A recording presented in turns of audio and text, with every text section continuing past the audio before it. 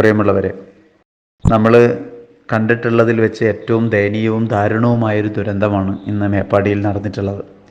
നമ്മൾ കേട്ടതിനേക്കാളൊക്കെ ഭീകരമാണ് നേർക്കാഴ്ചകൾ. ചൂരൽമലയിലെ മുണ്ടക്കയിലെ ആ ഒരു രണ്ട് പ്രദേശങ്ങൾ അപ്പാടെ പൂർണ്ണമായി ഈ മലവെള്ളപ്പാച്ചിലിലും ഉരുൾപൊട്ടലിലും നാമാവശേഷമാകുന്നതിൻ്റെ നേർക്കാഴ്ചകളാണ് ആ നാട് ഇന്ന് അനുഭവിച്ചത്. എത്രയോ പാവങ്ങളായ ആളുകൾ മോർച്ചറിയുടെ പരിസരത്ത് ചെന്ന് നിൽക്കുമ്പോൾ ഉമ്മയെ കിട്ടി, മകളെ കിട്ടിയില്ല, മകനെ കിട്ടി, മരുമകനെ കിട്ടിയില്ല, കുട്ടികളെ കിട്ടി, വാപ്പാനെ കിട്ടിയില്ല എന്ന് പറഞ്ഞ് പൊട്ടി കരയുന്ന എത്ര കുടുംബങ്ങളാണ്. മയ്യത്തുകൾ ഇങ്ങനെ അടിക്കടിക്ക് ഇങ്ങനെ കൊണ്ടുപോയി ഇങ്ങനെ അടുക്കി വെച്ചിരിക്കുകയാണ്. പല മയ്യത്തുകളും അറിയില്ല, അവരുടെ പേരറിയില്ല, ആളറിയില്ല. ആകെ ഒരു സ്ത്രീ ഇത്ര വയസ്സ് എന്ന് എഴുതി വെച്ചിരിക്കുന്നു, മറ്റുള്ളവർ വന്ന് കണ്ടെത്തണം.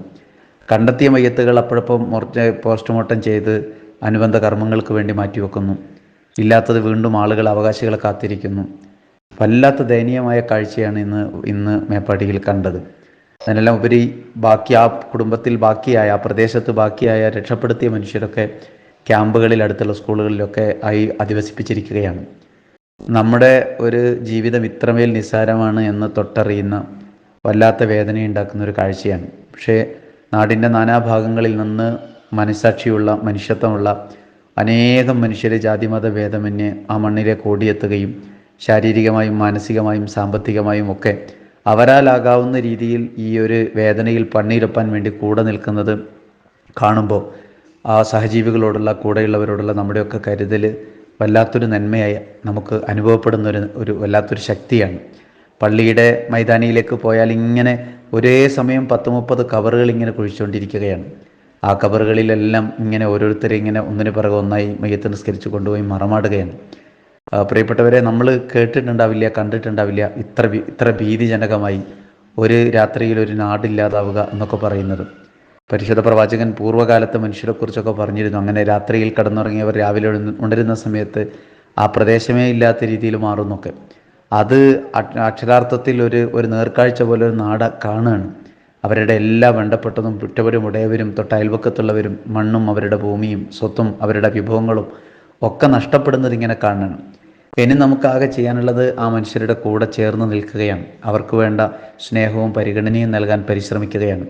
നമ്മളെ സംബന്ധിച്ചിടത്തോളം താൽക്കാലികമായി ഇപ്പോൾ പലരും പല നാടുകളിൽ നിന്നും ആവശ്യമായ വസ്തുക്കളും ഭക്ഷണങ്ങളും മറ്റനുബന്ധ സംഗതികളൊക്കെ പല ആവശ്യത്തിൽ അവർക്ക് ആവശ്യമുള്ള അത്രയും ഇപ്പോഴും അവിടെ എത്തിയിട്ടുമുണ്ട്.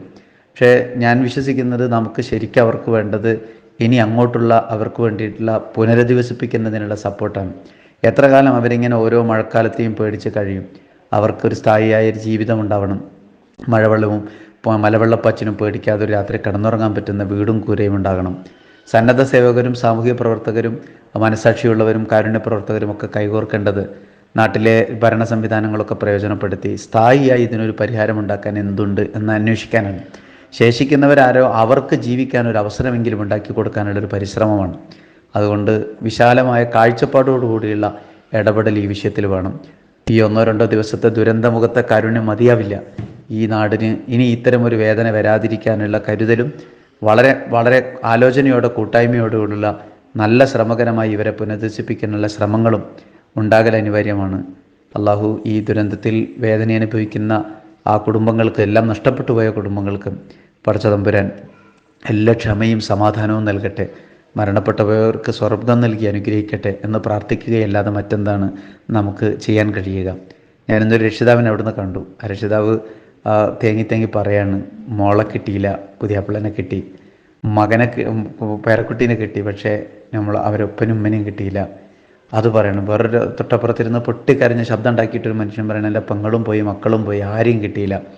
ഇങ്ങനെ തേങ്ങി വിതുമ്പുന്ന വല്ലാത്തൊരു ഒരു കാഴ്ച. കുഞ്ഞു പൈതലിൻ്റെ മയ്യത്ത് അവിടെ കൊണ്ടുപോയിട്ട് ഇങ്ങനെ വെക്കുകയാണ്. ആ പൈതൽ ഒരു ലോകം കണ്ടിട്ടില്ല, ഈ പ്രപഞ്ചത്തിൽ ഒരു സുഖവും കാണാത്ത ആ ചെറിയ പറക്കമറ്റാത്ത പ്രായത്തിൽ ഈ വിധിയിലങ്ങ് കുരുങ്ങി തീർന്നു പോവുകയാണ്. ഇങ്ങനെ പള്ളിയിൽ ഇമാമായി നിൽക്കുന്ന ഖത്തീബിനെ ഒഴുകി അങ്ങ് നിലമ്പൂരിലെത്തിയ കാഴ്ചയാണ് കാണുന്നത്. ഇങ്ങനെ സങ്കടപ്പെടുത്തുന്ന ഒരുപാട് കാഴ്ചകളുടെ നേർമുഖങ്ങളാണ് അവിടെ ഉള്ളത്. പടച്ചോൻ നമ്മളെയൊക്കെ രക്ഷപ്പെടുത്തട്ടെ. മനുഷ്യന് കൂടുതൽ യാഥാർത്ഥ്യബോധത്തോടെ ജീവിക്കാനും വിനയം ഉണ്ടാവാനും നന്മ ഉണ്ടാവാനും ഇത്തരം പാപങ്ങൾക്ക് വേണ്ടി പ്രവർത്തിക്കാനൊക്കെയുള്ള ഓർമ്മപ്പെടുത്തലായി ഈ പ്രശ്നം മാറട്ടെ. നമുക്ക് ഈ പാവങ്ങളുടെ കൂടെ നിന്ന് അവർ കരകയറുന്നത് വരെ അവരെ സഹായിക്കാൻ പഠിച്ചോൻ നമ്മളെ സഹായിക്കട്ടെ എന്ന് ആത്മാർത്ഥമായി ആഗ്രഹിക്കുകയാണ്, പ്രാർത്ഥിക്കുകയാണ്. മേപ്പാടിയിൽ പോയി നേരിട്ട് കണ്ട് കോളേജിലെ മക്കളും അധ്യാപകരൊക്കെ കൂടി ഇങ്ങനെ അവരുടെ ക്യാമ്പുകളിലൊക്കെ അത്യാവശ്യ ഇടപെടലുകൾക്കൊക്കെ ആയിട്ട് ചെന്നപ്പം കണ്ട ഒരു വേദനിപ്പിക്കുന്നൊരു കാഴ്ച കൊണ്ടാണ് ഞാനിങ്ങനെ കുറിച്ചത് നമ്മുടെ പ്രിയപ്പെട്ടവരോട് പറയാൻ. നിങ്ങളുടെ എല്ലാവരുടെയും മനസ്സും പ്രാർത്ഥനയും ഈ പാവങ്ങളുടെ കൂടെ ഉണ്ടാവണം. ഇനിയുള്ള ദിവസങ്ങളിൽ നമുക്കൊന്നിച്ച് പ്രവർത്തിക്കണം. അള്ളാഹു സഹായിക്കട്ടെ. അസ്സലാമു അലൈക്കും. നറിയുന്ന വിത്തിന് മണ്ണിനകം മലർവാടി.